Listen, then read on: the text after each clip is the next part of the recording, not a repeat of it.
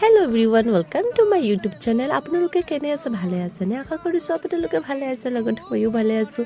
আৰু ইয়াত মই ৰাতিৰ ডিনাৰটোত কি বনাব লৈছিলোঁ আপোনালোকে চাওকচোন বাৰু। ৰাতিৰ ডিনাৰটোত একেবাৰে পাতল খোৱা বনাব লাগে। আপোনাৰ সকলোৱে যিমান মানুহ আছে সিমানে অলপ অলপ কমকৈ খাব, ভালে হয়।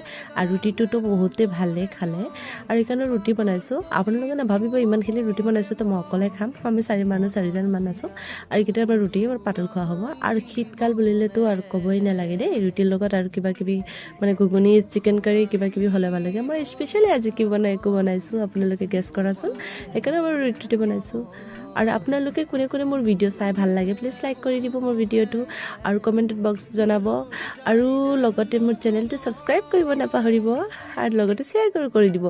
আৰু এয়া চাওকচোন, মই ইয়াত বনাই লৈছোঁ ৰুটিকেইটা, ধুনীয়া চেকি লৈছোঁ। আৰু ইয়াত যদি চৌকা হলহেঁতেন আৰু ধুনীয়া হয় নাই বাৰু। আৰু আমাৰ এনেকুৱা বহুতো ভাল লাগে, গাঁও অঞ্চলত এনেকুৱা চৌকা হ'ব লাগে, কিন্তু উপায় নাই, কি কৰিম বাৰু। এয়া লওকচোন বাৰু, ইয়াত মই গেছতে চেকি লওঁ বাৰু, এটা এটা কৰি মই গেছত চেকি লওঁ, তো ৰুটিটো ধুনীয়াকৈ ফুলে বাৰু। আৰু এই চাওকচোন, মই গেছতে চেকা হৈ গ'ল, আৰু এটা এটা কৰি মই চেকি পেলাই ৰুটিকেইটা মই ৰাখি দিছোঁ।